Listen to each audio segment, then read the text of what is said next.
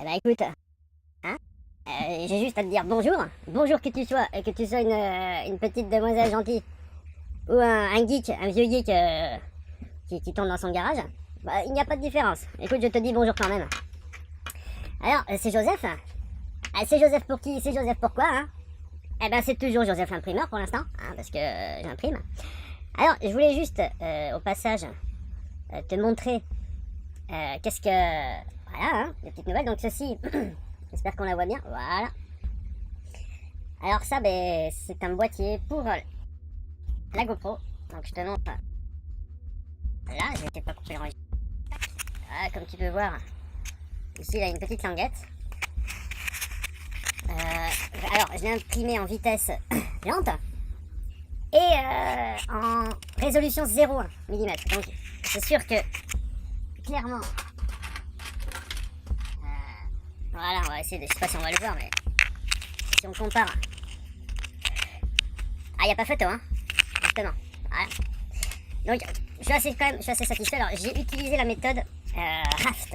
Ah, la méthode Raft. Je ferai un montage cette fois-ci pour montrer un petit peu comment on choisit la méthode Raft dans le Cura. Ah oui. Alors, pour enlever la GoPro, tu vois, c'est super bien qui pousse. Voilà. Alors sur la GoPro, j'ai du comment ça s'appelle, du velcro pour le mettre à côté de la caméra radio, de la top cam. Alors voilà. Justement, voilà, je viens d'imprimer un petit objet, une petite pièce qui sort tout droit de mon imagination. Allez, je te jure, il y en a. Mon cerveau bout à force de penser à tout ce que je peux imprimer avec. Là, pendant que je te parle, je suis en train de regarder si j'aperçois mon cutter. Mon cutter qui m'a assassiné. Ah, il m'a fait longue là. Si tu veux, tu peux aller voir ça dans la vidéo précédente qui s'appelle l'amélioration, où je me donne un petit coup de cutter. Pas beaucoup, hein, c'est vraiment... Mais bon, c'est assez marrant. Alors, voilà, qu'est-ce que c'est que le raft? Alors le raft, en fait, le but du raft, je crois que je déconne hein, sur le cadrage. Alors le but du raft, c'est de créer, avant de faire la pièce, je vais créer d'abord une espèce de petit plateau en plastique. Parce que voilà, c'est la colle, hein, j'ai foutu de la colle, mais voilà, donc c'est un plateau, enfin ouais, c'est un plateau, alors ça envoie beaucoup de plastique. Voilà, ça fait des trames comme ça croisées, et ça diminue quand même, voire ça annule complètement l'effet de décollement sur les grosses pièces. C'est à ce jour la seule, hein, entends-moi bien, hein, entends-moi bien, c'est la seule méthode que j'ai trouvée pour annuler le décollement. Si tu en as d'autres, n'hésite pas, hein. Mets-moi un lien s'il te plaît, parce que j'en peux plus, hein, j'en peux plus du décollement. J'ai tout essayé. Alors ce que je vais faire, hein, attends, je cherche quand même, en désespoir de cause, hein, mais je ne trouve pas. Je vais chercher mon tuteur. Il n'y aura pas de, comme d'habitude, hein, hors de question de couper le moindre millimètre de, comment ça s'appelle, de pellicule, hein. Entends-moi bien. Donc je vais aller chercher mon tuteur. Ah, j'en ai rien à foutre, hein.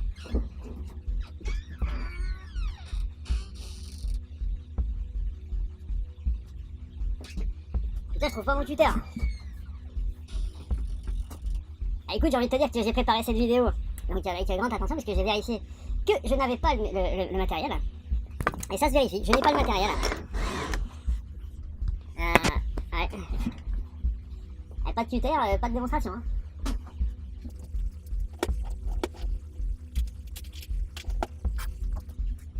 Bon, bah, cette fois-ci c'est décidé, je coupe. Hein. Tant pis, je ferai une entorse. Hein. Bon, bah, je couperai. Bon, tant pis. Hein. C'est gaspiller de la pellicule, mais qu'est-ce que tu veux? Je ne trouve pas mon tuteur. Je ne trouve pas mon tuteur. Ok? Ah, fais pas le malin, toi. Fais pas le malin. Voilà. Eh ben, après 6 heures de recherche, j'ai retrouvé mon tuteur. Hein. Ouais. J'ai lancé des annonces, enfin, il y a eu des appels, enfin, tu vois ce que je veux dire? Et quelqu'un, une vieille dame est venue, elle avait trouvé. Ok, donc, alors, voilà. Alors, ce qu'il y a, c'est que ce plateau-là, le plateau dont je te parle, le plateau Raft, dont je te parle depuis 1 heure, il est épais quand même, il est solide, c'est un peu le projet parce qu'il faut pas que ça se décolle, donc on fait un truc solide dès le départ. Et là, en fait, et je ne sais pas par quel miracle, hein, je ne peux pas expliquer pourquoi, et ben ça se détache relativement facilement. Alors il faut placer, donc faut faire super gaffe, hein, si t'as des gants, mets-les, des gants blindés, hein. Il faut juste glisser une lame, voilà, et doucement, il faut avancer, je sais pas si ça va se voir, hein. Voilà, voilà, il faut avancer doucement.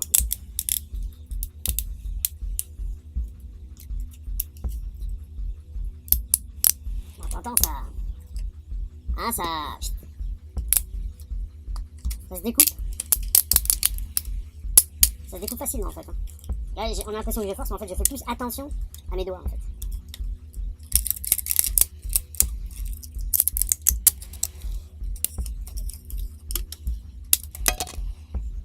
Voilà. Donc ça, c'est le côté pièce. Ça, c'est le côté plateau. Voilà. Alors, ça, ce mode, donc je le montrerai. Hein. Et ensuite, il y a un autre mode que j'ai essayé, justement. C'est le mode support. Donc ici, on était comme ceci. Regarde, tu vas vite comprendre. Mais, même moi, j'arrive à comprendre, donc je pense que toi, tu vas vite y arriver, t'inquiète pas. Regarde, ici, là, imagine que quand elle s'imprime, le plateau est de ce côté. Ça veut dire que ici, on voit clairement que ma pièce, elle est là. Ok, elle est là. Et bien, on crée des petits supports, en fait, qui soutiennent ce qui devrait normalement être imprimé en l'air. Et c'est idem pour le trou, hein. Ça va supporter un petit peu tout ce qui va être en l'air. Et ça s'enlève facilement aussi. Toujours pareil au cutter. Ouais, à la main, on peut même le casser à la main. Voilà. Donc au cutter, je pense que c'est un peu plus propre que d'être au cutter. Ah, le truc, il a volé à 6 mètres. Hein. J'ai le record du monde du lancer de support coupé. Ah, regarde ça comme c'est beau.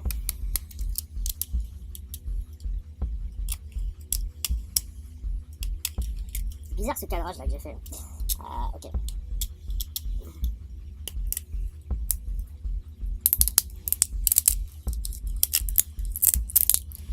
C'est comme le plateau, hein. Ça se coupe, ça croustille. Voilà. Allez, je trouve ça pas mal. Du coup, il n'y a pas besoin de poncer, il n'y a pas besoin. Si vraiment tu veux rendre ta pièce perfecte, hein, mint, bon, tu la ponces. Hein, personne, on est dans un pays de liberté, quoi. Hein. Personne n'a empêché qui que ce soit de ce que je veux dire.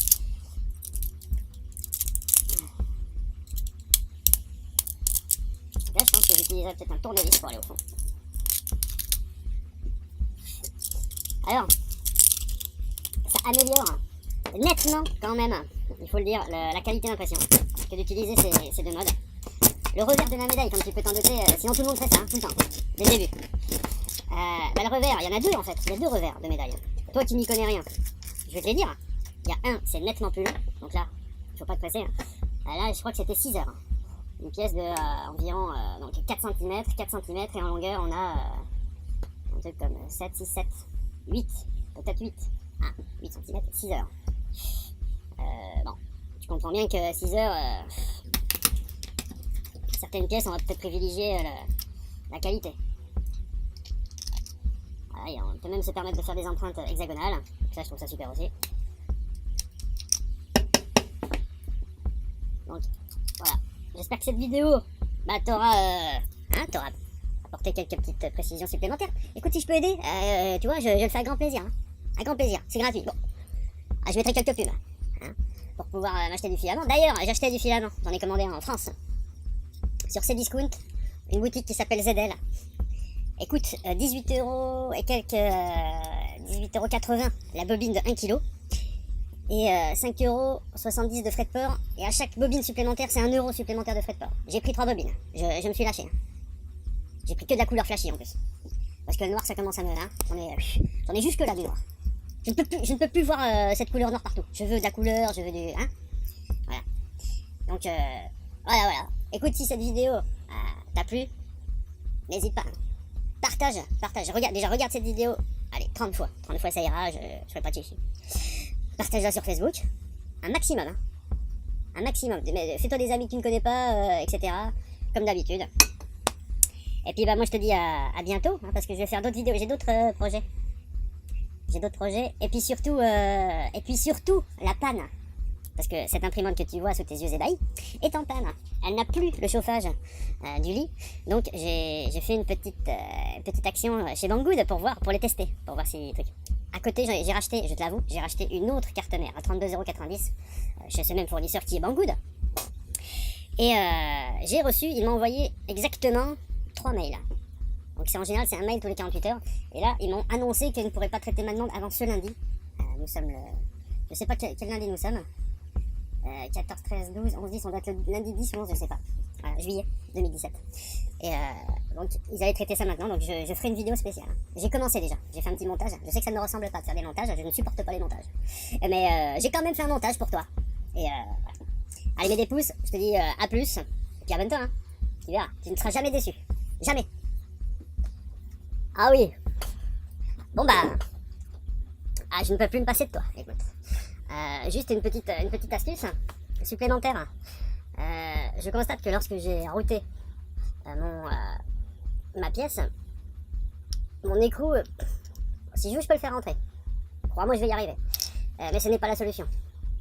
Je vois clairement que, bon, elle ne rentre pas dans l'empreinte exacte. Alors pourquoi, comment, bon, je mesure encore ça comme un... Bon.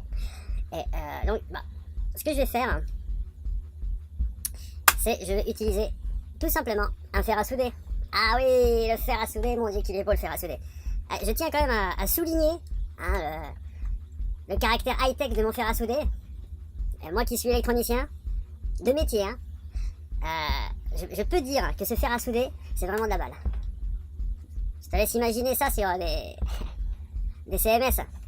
Mais en tout cas, pour ça ira nickel. Alors le projet, ben, en fait c'est simple, je vais chauffer mon écrou tranquillement, calmement, simplement, jusqu'à ce que il rentre dans la pièce, quoi. Alors ça peut prendre un certain temps. Et écoute, on n'est pas pressé, hein. Ah, déjà, est-ce qu'il est chaud?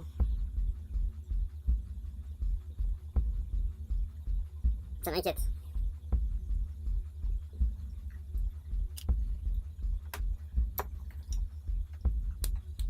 Il est froid. Ah, le damné. Elle ne marche pas. Non, regarde. Allez. Je n'ai plus de fer à souder du coup. C'est ça que t'es en train de me dire. Bon bah, on coupe hein. Bon bah écoute, nous revoilà hein. Ah oui. Bon mon fer, c'est fini. Il est monté par en haut. Son âme, il veille sur nous. Hein, il nous regarde. Et j'ai retrouvé un fer. High-tech aussi, hein. Ça c'est vraiment... ce fer-là, je l'avais en BEP. Tu vois, en BEP électronique. En 1987, hein. Ça te dit un petit peu... hein, l'âge que j'ai, quoi. 1987. Lycée de Bonsecours à Nancy. Monsieur Bonnet, professeur d'électronique, si tu m'entends. Écoute, soit je te passe le bonjour. Sois béni des dieux. Écoute, de n'importe quel dieu qu'il soit d'ailleurs. De tous les dieux même, en même temps. Qu'il te fasse une partie de... hein, une fête, quoi. Alors voilà. Donc, monsieur Bonnet, rappelle-toi, c'est ton fer, celui-là. Non, c'est pas ton fer, c'est mon fer, mais c'est de ton époque. Voilà. Alors, le but, c'est ça. C'est de... oh, que vois-je? Voilà. Alors, ça, c'était pas la bonne idée.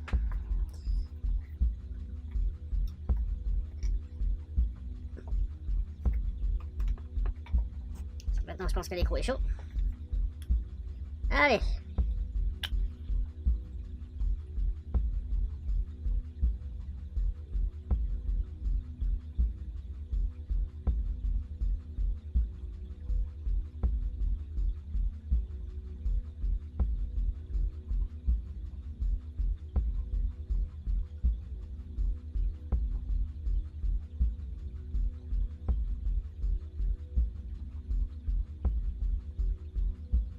Je crois qu'il faudra la patience, quoi.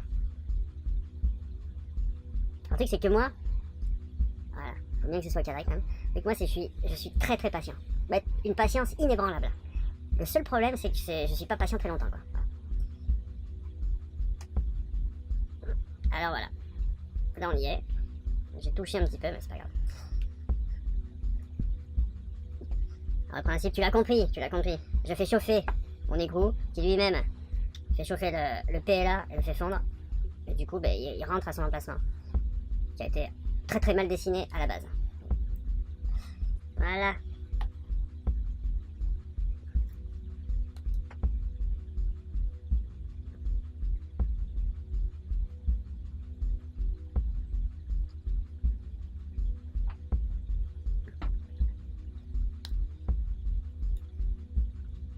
Écoute, voilà. C'était le conseil du jour de Joseph, ainsi qu'une théorie sur les fers à souder. Sur ce, je te dis à bientôt. Ciao, ciao.